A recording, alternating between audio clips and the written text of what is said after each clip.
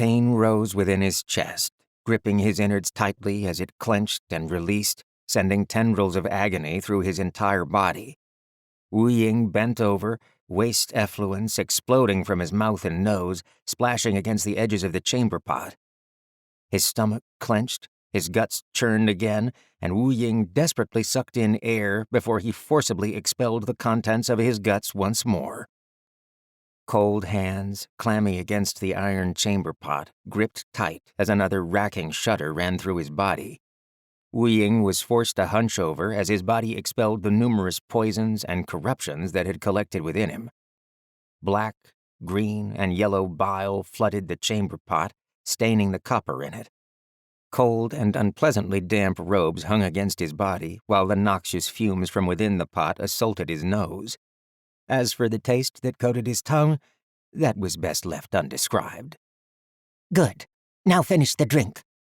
The aged feminine voice was cold and impersonal, a barked order rather than the warm embrace of a mother's cajoling. It was a familiar refrain and tone for Wu Ying by this time, weeks after his return to the sect. Forcing himself away from the chamber pot, Wu Ying looked up to see Auntie Yi holding a porcelain bowl. She held it far away from her body, even though she'd made this same concoction multiple times for him in his Manor's kitchen.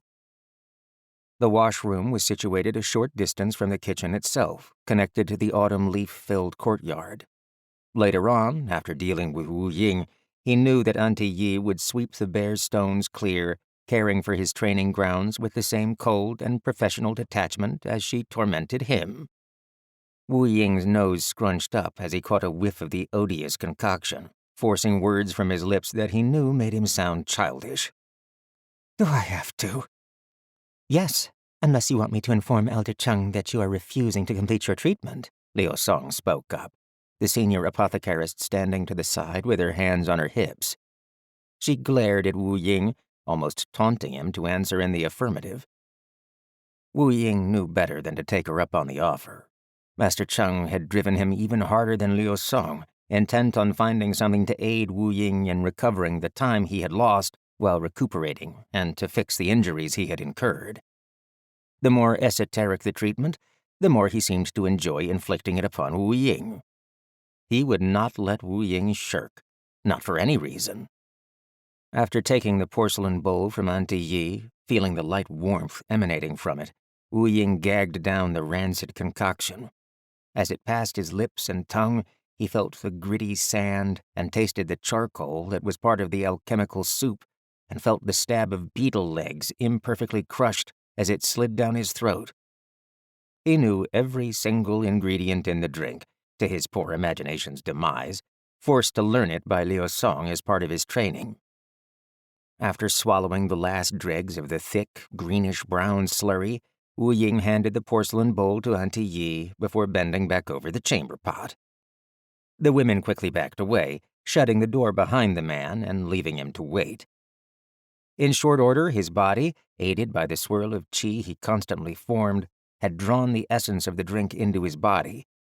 It swirled through the pathways of his body, tugging at his muscles, his tendons and ligaments, even his bones, before returning to its starting point in his guts. Breathing hard, Wu Ying focused on his cultivation and his attempts at keeping the contents of his stomach still. The longer he held the substances within, the more impurities his body could draw into it before their eventual expulsion. Long minutes later, Wu Ying finally was free from the torments of his body. He understood why they were doing this after his impromptu medicinal bath had forced numerous impurities into his body. Where he had once cleansed his body, now he had to repeat the procedure that body cleansing was meant to have finished. Except this time, he had to do it in an even more invasive manner due to the extent the bath had combined the impurities into his body, a fact that could be easily discerned by the darker skin tone he had gained, a permanent alteration to his body. Thus far, the treatment prescribed by 𝗓𝗔 required him to imbibe this drink every day. This and one other. The second drink Wu Ying took from the waiting ladies when he exited the building. Another alchemical soup, this one tasting significantly better,